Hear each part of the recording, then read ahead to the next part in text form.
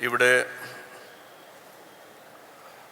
അധ്യക്ഷനും ഉദ്ഘാടകനുമെല്ലാം സൂചിപ്പിച്ചതുപോലെ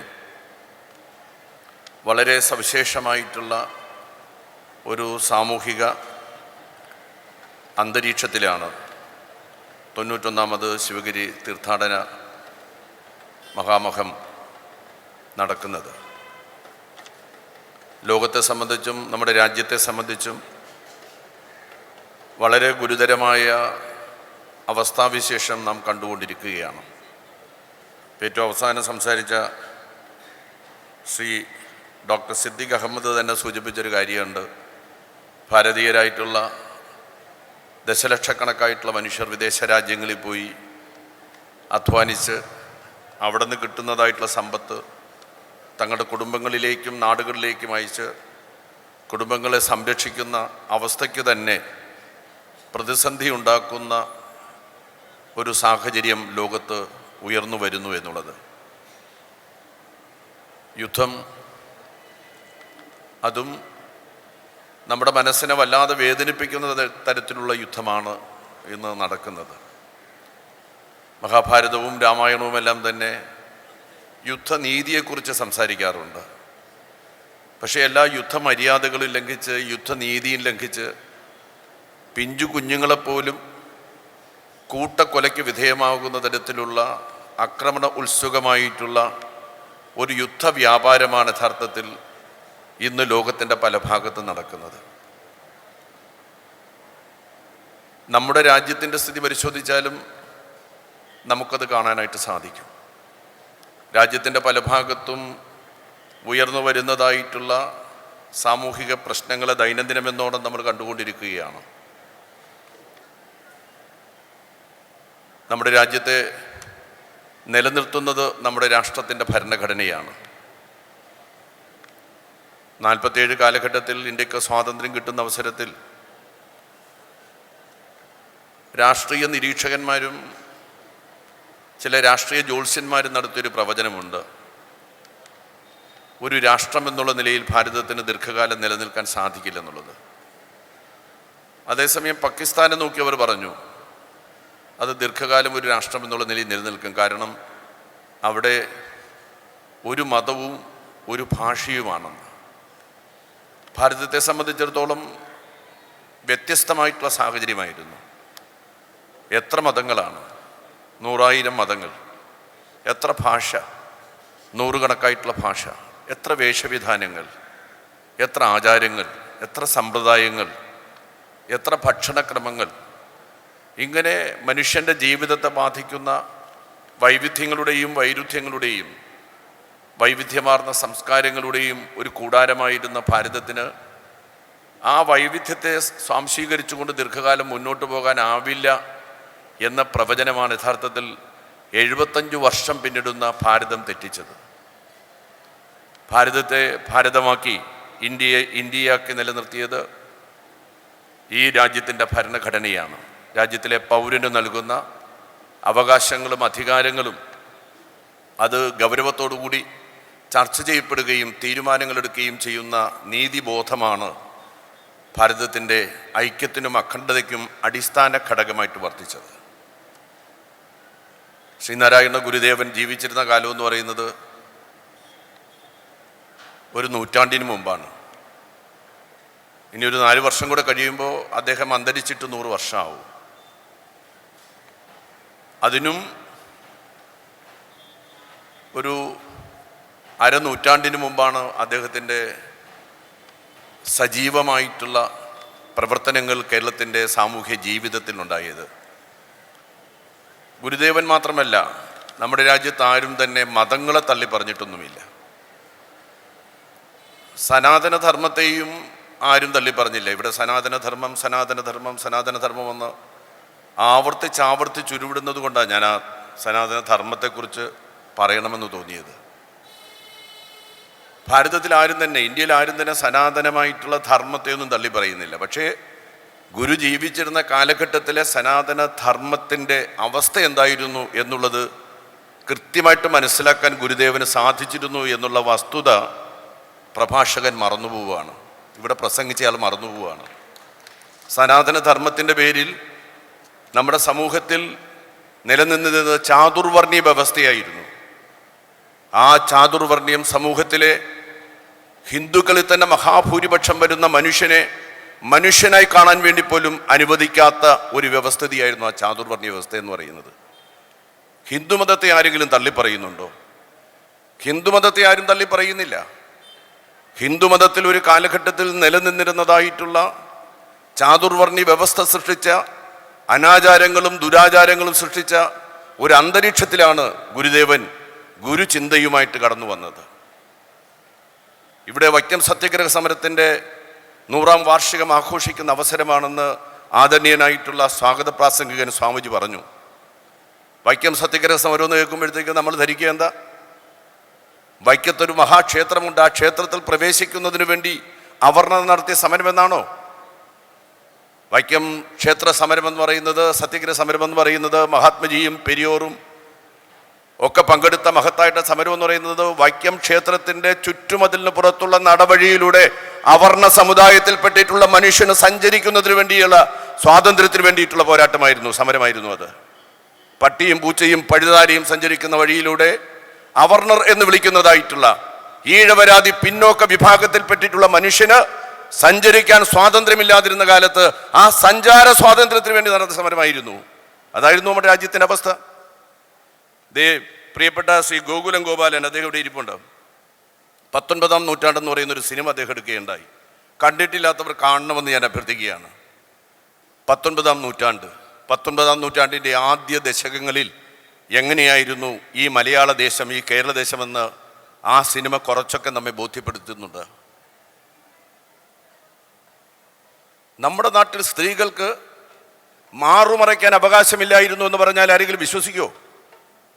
അതും അവർണ വിഭാഗത്തിൽപ്പെട്ടിട്ടുള്ള ആളുകൾക്ക്, ഈഴവരാതി പിന്നോക്ക വിഭാഗത്തിൽപ്പെട്ടുള്ള ആളുകൾക്ക് മാറുമറയ്ക്കാൻ അവകാശം ഉണ്ടായിരുന്നില്ല എന്ന് പറഞ്ഞാൽ ആരെങ്കിലും ഇന്ന് വിശ്വസിക്കുമോ? മുലക്കരം കൊടുക്കേണ്ടി വന്നിരുന്നു സ്ത്രീകൾ, അവർണ വിഭാഗത്തിൽപ്പെട്ട സ്ത്രീകൾ മുലക്കരം കൊടുക്കുക, അങ്ങനെ ഒരു കരമുണ്ടായിരുന്നു കേരളത്തിൽ. അതെല്ലാം തന്നെ യഥാർത്ഥത്തിൽ ആ ചാതുർവർണ്ണീയ വ്യവസ്ഥയുടെ ഭാഗമായി നമ്മുടെ സംസ്ഥാനത്ത്, നമ്മുടെ രാജ്യത്ത് നടപ്പിലാക്കിയതായിരുന്നു എന്നുള്ള യാഥാർത്ഥ്യത്തെ ആർക്കാ വിസ്മരിക്കാൻ സാധിക്കുക? ആ ചാതുർവർണ്ണയത്തിന്റെ അടിവേര മഹാഗുരു അറുത്തു മാറ്റിയത്. അതെന്തേ മനസ്സിലാകാത്തത്? ആ ചാതുർവർണ്ണയം നമ്മുടെ സമൂഹത്തിന്റെ മുന്നോട്ടുള്ള പ്രയാണത്തിന് ഗുണകരമല്ല എന്ന് ഗുരുദേവൻ കണ്ടു. ആ ചാതുർവർണ്ണയത്തിനെതിരായി അദ്ദേഹം സംസാരിക്കുക മാത്രമല്ല ചെയ്തത്, അദ്ദേഹം പ്രവർത്തിക്കുക കൂടെ ചെയ്തു. അദ്ദേഹത്തിന്റെ പ്രവർത്തന കേന്ദ്രം കേരളമാകെ അദ്ദേഹം നടന്നു പ്രവർത്തിച്ചു. ചാതുർവർണ്ണയ വ്യവസ്ഥയിലെ അന്ധവിശ്വാസങ്ങളും അനാചാരങ്ങളും അയിത്തം തുടങ്ങിയിട്ടുള്ള ദുരാചാരങ്ങളും അകറ്റി മനുഷ്യനെ മനുഷ്യനായി കാണുന്നതായിട്ടുള്ള ഒരു സമൂഹത്തിന് വേണ്ടിയിട്ടുള്ള പ്രവർത്തനമായിരുന്നു അദ്ദേഹം നടത്തിയത്. മതം ഏതായാലും മനുഷ്യൻ നന്നായാൽ മതി. ഇതിനേക്കാൾ ലളിതമായി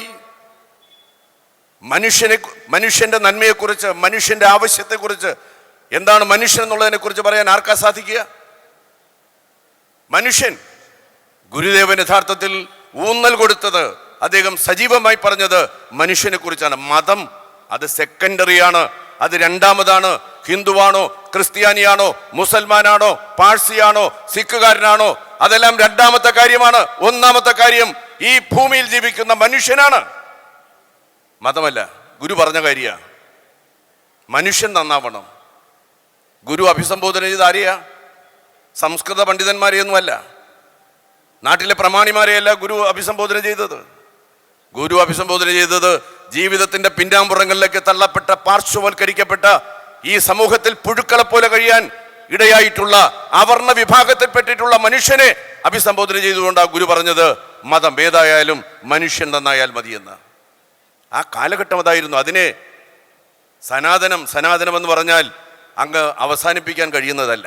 സനാതന ധർമ്മത്തിൻ്റെ നീതിബോധമില്ലാത്ത, അവ്യവസ്ഥാപിതമായിട്ടുള്ള, അക്കാലത്ത് വ്യവസ്ഥാപിതമാക്കുന്നതിന് വേണ്ടി പരിശ്രമിച്ച ജാതി ആചാരങ്ങളെയും ആ ജാതി ആചാരങ്ങളുടെ ഭാഗമായി നിലനിന്നിരുന്ന അന്ധവിശ്വാസങ്ങളെയും അബദ്ധജടിലങ്ങളായിട്ടുള്ള ധാരണകളെയും പിഴുതുമാറ്റുന്നതിന് വേണ്ടിയിട്ടുള്ള പ്രയാണമാണ് ജീവിതത്തിലുടനീളം ഗുരു നടത്തിയതെന്ന് കാണാൻ വേണ്ടിയിട്ട് സാധിക്കും.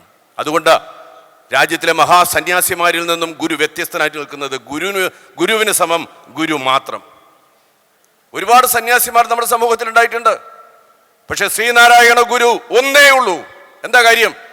അദ്ദേഹം ഈ തത്വചിന്ത ജനങ്ങളുടെ മുന്നിൽ അവതരിപ്പിക്കുക മാത്രമല്ല ചെയ്തത്, ആ തത്വചിന്ത പ്രാവർത്തികമാക്കുന്നതിന് ഒരു സംഘടനയുടെ പ്രാധാന്യം മനസ്സിലാക്കിക്കൊണ്ട് ഒരു സംഘടന രൂപീകരിക്കുകയും അതിന് അധ്യക്ഷത വഹിക്കുകയും ചെയ്തു എന്നുള്ളത് അസാധാരണമായിട്ടുള്ള സന്യാസബോധമാണ്. മറ്റു സന്യാസിമാരിൽ നിന്ന് വ്യത്യസ്തമാണ്. ശ്രീനാരായണ ധർമ്മപരിപാലന സംഘം, അത് ഈഴവ ധർമ്മപരിപാലന സംഘം ഒന്നുമല്ല ഉണ്ടാക്കിയത്. ശ്രീനാരായണ ധർമ്മത്തെ പരിപാലിക്കുന്ന മനുഷ്യരുടെ സംഘമാണ് അദ്ദേഹം ഉണ്ടാക്കിയത്. എന്നിട്ട് അതിൻ്റെ അധ്യക്ഷനായി, പ്രസിഡന്റായി ഏതെങ്കിലും സന്യാസി വര്യന്മാരെ അങ്ങനെ കാണിച്ചു തരാൻ പറ്റുമോ? എന്നിട്ട് ഈ നാടിലുടനീളം അദ്ദേഹം സഞ്ചരിച്ചു, ജനങ്ങൾക്ക് വേണ്ടി പ്രവർത്തിച്ചു. അദ്ദേഹം ക്ഷേത്ര ആരാധനയോട് താല്പര്യം കാണിച്ചു. കാര്യം എന്താ? ക്ഷേത്രങ്ങൾ 1888 കേരളത്തെ സംബന്ധിച്ചിടത്തോളം കേരളത്തിന്റെ സാമൂഹ്യ ചരിത്രത്തിലെ വിപ്ലവകരമായ വർഷമാണ്. ശിവപ്രതിഷ്ഠയുടെ വർഷം, അരുവിപ്പുറം പ്രതിഷ്ഠയുടെ വർഷം 1888. അരുവിപ്പുറം പ്രതിഷ്ഠ നടത്തിയിട്ട് അദ്ദേഹം എന്താ പറഞ്ഞത്? പ്രതിഷ്ഠ ചെയ്യാൻ അവർണ്ണന് അവകാശമില്ലാതിരുന്നൊരു കാലത്താണ്. അരുവിപ്പുറത്തെ പ്രതിഷ്ഠ നടത്തിയിട്ട് അദ്ദേഹം പറഞ്ഞത്, നാം നമ്മുടെ ശിവനെ പ്രതിഷ്ഠിച്ചു എന്ന്. നമ്മുടെ ശിവനാരാ? ക്ഷേത്രത്തിൽ പോയി ആരാധന നടത്താൻ സ്വാതന്ത്ര്യമില്ലാത്ത ദശലക്ഷക്കണക്കായിട്ടുള്ള മനുഷ്യന്റെ ശിവൻ. അതാ അദ്ദേഹം ചെയ്തത്. മനുഷ്യന്റെ ശിവൻ. ആരാധന നടത്താൻ സ്വാതന്ത്ര്യമില്ലാതിരുന്ന ഹിന്ദു സമുദായത്തിലെ ഹിന്ദു മതം എന്നെല്ലാം പറയുന്നുണ്ടല്ലോ. ഹിന്ദു മതം എന്ന് പറയുന്നത് ഒരു കാലഘട്ടത്തിൽ ആരുടെ മതമായിരുന്നു? ഞാൻ ഈ സൂചിപ്പിച്ചതായിരുന്നു. ഹിന്ദു മതത്തിന് ആരും എതിരല്ല, ഹിന്ദുക്കൾക്കും ആരും എതിരല്ല. ഹിന്ദു മതത്തിന്റെ പേരിൽ നടക്കുന്നതായിട്ടുള്ള ദുർവൃത്തി, ഹിന്ദു മതത്തിന്റെ പേരിൽ നടക്കുന്നതായിട്ടുള്ള അനാശാസ്യ നീതികൾ, അത് നമ്മുടെ സമൂഹത്തിൽ നമുക്ക് അംഗീകരിക്കാൻ കഴിയുന്ന കാര്യമല്ല. സനാതന ധർമ്മത്തിന്റെ പേര് പറഞ്ഞ് നടക്കുന്നതായിട്ടുള്ള അന്യായങ്ങളെ നമുക്കൊരിക്കലും ന്യായീകരിക്കാൻ വേണ്ടിയിട്ട് സാധിക്കുകയുമില്ല. അതല്ലേ വാസ്തവം എന്ന് പറയുന്നത്. ഗുരുവിന്റെ പ്രതിഷ്ഠ എടുത്തു നോക്ക്. അദ്ദേഹം കോലത്തകരയിൽ പ്രതിഷ്ഠ നടത്തി. അവിടെ ശിവപ്രതിഷ്ഠ നടത്തുമ്പോൾ അതിനു മുമ്പ് അവിടെ ഒരു അനാചാരം നിലനിൽക്കുന്നുണ്ടായിരുന്നു. മൃഗബലി നടക്കുന്ന ക്ഷേത്രമായിരുന്നു കോലത്തുകര. മൃഗബലി അദ്ദേഹം നിരോധിച്ചു, അവസാനിപ്പിച്ചു. മൃഗങ്ങളുടെ ചോരയല്ല ദൈവത്തിന് നൽകേണ്ടത്, പൂക്കളാണ് ദൈവത്തിന് അർപ്പിക്കേണ്ടതെന്ന് അദ്ദേഹം പറഞ്ഞു. മണ്ണന്തലയിൽ ആനന്ദവല്ലീശ്വരി ക്ഷേത്രത്തിൽ ദേവി പ്രതിഷ്ഠ നടത്തി. അവിടെ ഒരു കാലത്ത് മനുഷ്യ ബലി പോലും നടന്നിരുന്നു എന്ന് പറഞ്ഞു കേൾക്കുന്നുണ്ട്. മൃഗബലി പിന്നീട് ഉണ്ടായി. ആ മൃഗബലി അവസാനിപ്പിച്ചു. ക്ഷേത്രങ്ങൾ ജനങ്ങൾക്കായിട്ട് തുറന്നു കൊടുത്തു. എല്ലാ വിഭാഗം ആളുകൾക്കും ക്ഷേത്രത്തിൽ പോയി ആരാധിക്കാം എന്ന് അദ്ദേഹം പറഞ്ഞു. പിന്നെ ഏതെല്ലാം തരത്തിലുള്ള പ്രതിഷ്ഠ അദ്ദേഹം നടത്തി. ആധുനിക കാലത്ത് ഇന്ന് ഹിന്ദു എന്ന് പറഞ്ഞു നടക്കുന്ന ആളുകൾക്ക് ചിന്തിക്കാൻ കഴിയുന്ന ഒരു കാര്യമാണോ? അതിനുള്ള ധൈര്യമുണ്ടോ? ഒരു കണ്ണാടിയെ പ്രതിഷ്ഠിക്കാൻ, ഒരു ദീപത്തെ പ്രതിഷ്ഠിക്കാൻ, അക്ഷരങ്ങളെ പ്രതിഷ്ഠിക്കാൻ അതിനുള്ള ധൈര്യം ഉണ്ടാവോ? സ്വാമി മറ്റുള്ളവരിൽ നിന്ന് വ്യത്യസ്തനാകുന്നത് ഈ വക കർമ്മമണ്ഡലത്തിൽ അദ്ദേഹം നടത്തിയ പരിശ്രമങ്ങളുടെ ഭാഗമായിട്ടാണ്. മനുഷ്യനെ പഠിപ്പിക്കാൻ വേണ്ടി അദ്ദേഹം നടത്തിയ ശ്രമമാണ്. ദൈവം എവിടെയാണെന്നുള്ള ചോദ്യത്തിന് ദൈവം നിന്നിൽ തന്നെയാണ്, നീ തന്നെയാണ് ദൈവം, നീ നിന്നിലേക്ക് സൂക്ഷിച്ചു നോക്കൂ, ദൈവത്തെ നിനക്ക് കാണാൻ വേണ്ടി സാധിക്കും.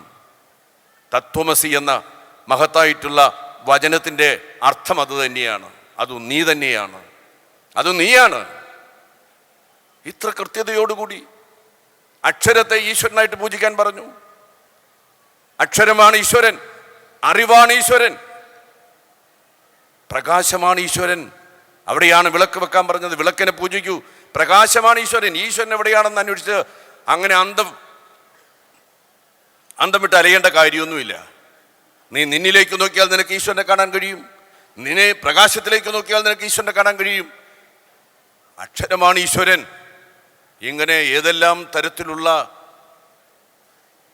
പ്രവചനങ്ങളിലൂടെയും പ്രവർത്തനങ്ങളിലൂടെയുമാണ് ഒരു സമൂഹത്തെ, പുഴുക്കളെ പോലെ ജീവിക്കാൻ വിധിക്കപ്പെട്ട ഒരു സമൂഹത്തെ അദ്ദേഹം മാറ്റിയെടുക്കുന്നതിന് വേണ്ടി തയ്യാറായത് എന്ന കാര്യം ഹിന്ദു മത ധർമ്മത്തിൻ്റെയും സനാതന ധർമ്മത്തിൻ്റെയും അന്തസത്തയാണെന്ന് സ്ഥാപിക്കാൻ ശ്രമിക്കുന്നത് ഗുരുവിനോടുള്ള നന്ദികേടും നീതികേടുമാണെന്ന് ഈ മഹാ തീർത്ഥാടന സമയത്ത് പറയാൻ ഞാൻ ആഗ്രഹിക്കുകയാണ്.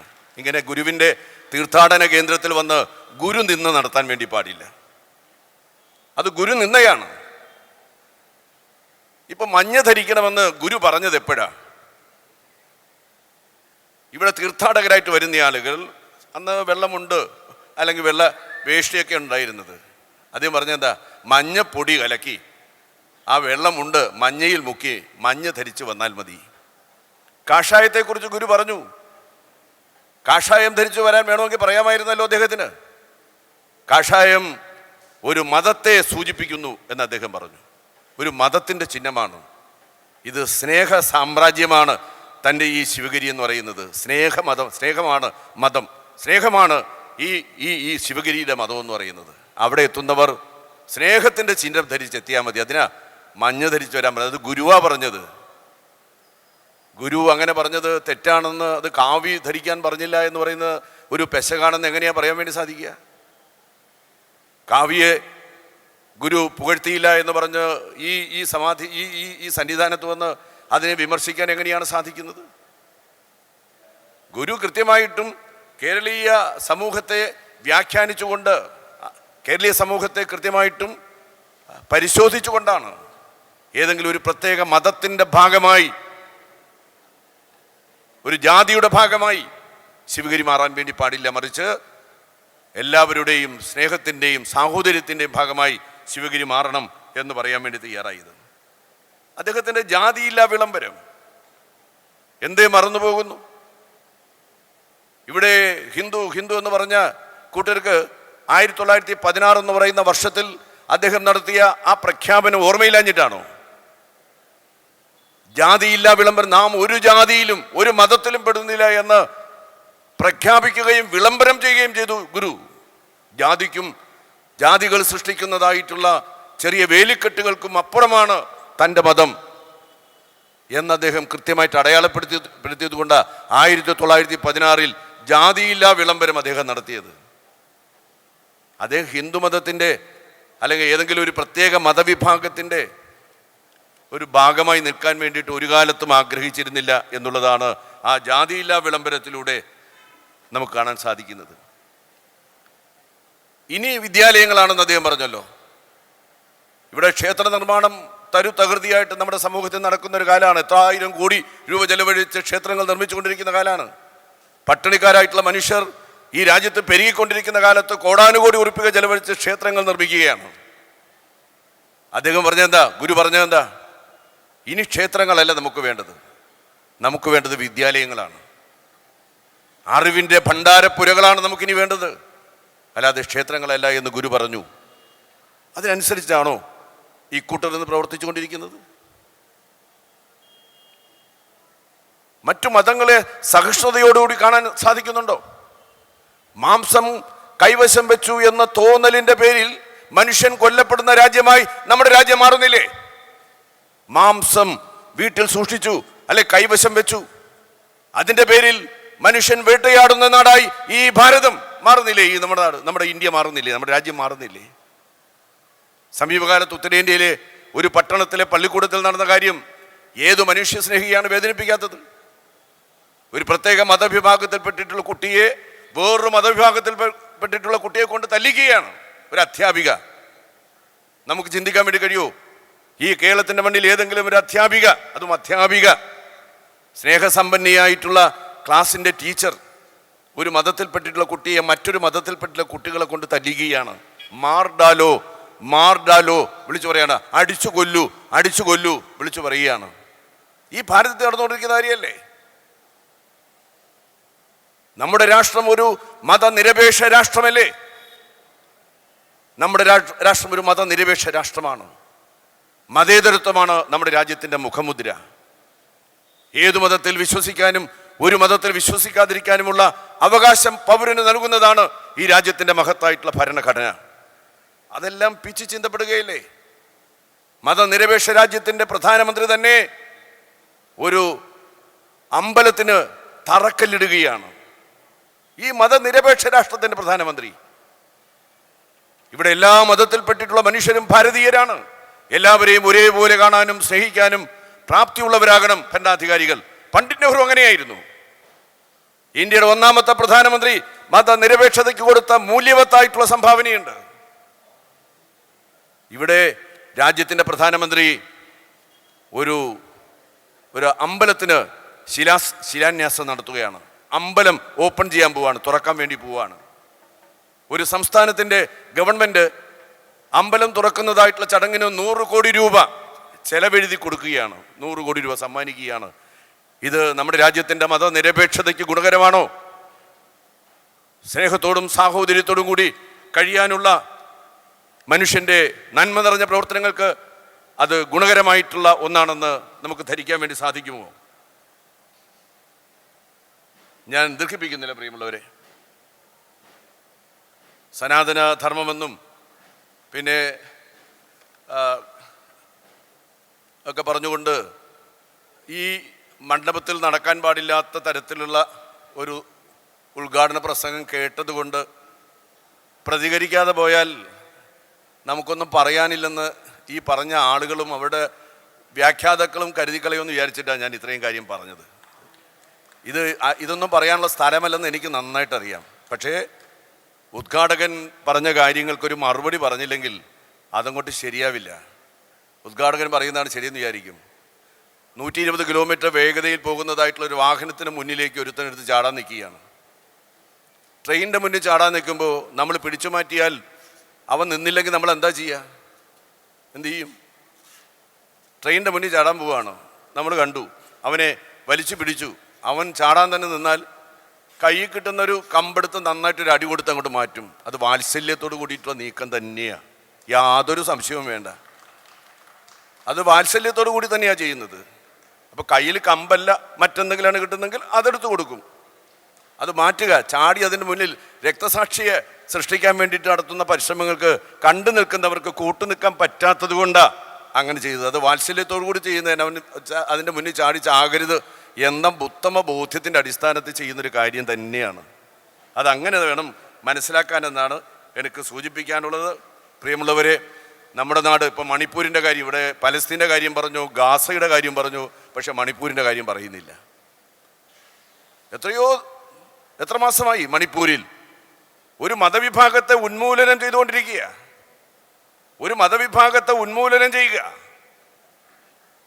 ഭരണകൂടം നോക്കുകുത്തിയായിട്ട് നിൽക്കുകയാണ്. എല്ലാ മതങ്ങൾക്കും തുല്യമായ സംരക്ഷണം കൊടുക്കേണ്ടതായിട്ടുള്ള രാജ്യത്തിൻ്റെ ഭരണഘടന ഉയർത്തിപ്പിടിക്കേണ്ടതായിട്ടുള്ള ഭരണകൂടം വെറും നോക്കുകുത്തിയുടെ റോൾ സ്വീകരിച്ച് നിൽക്കുകയാണ് ഒരു മതവിഭാഗത്തിൽപ്പെട്ട മനുഷ്യരെ ഉന്മൂലനം ചെയ്യുന്ന നടപടിയിൽ.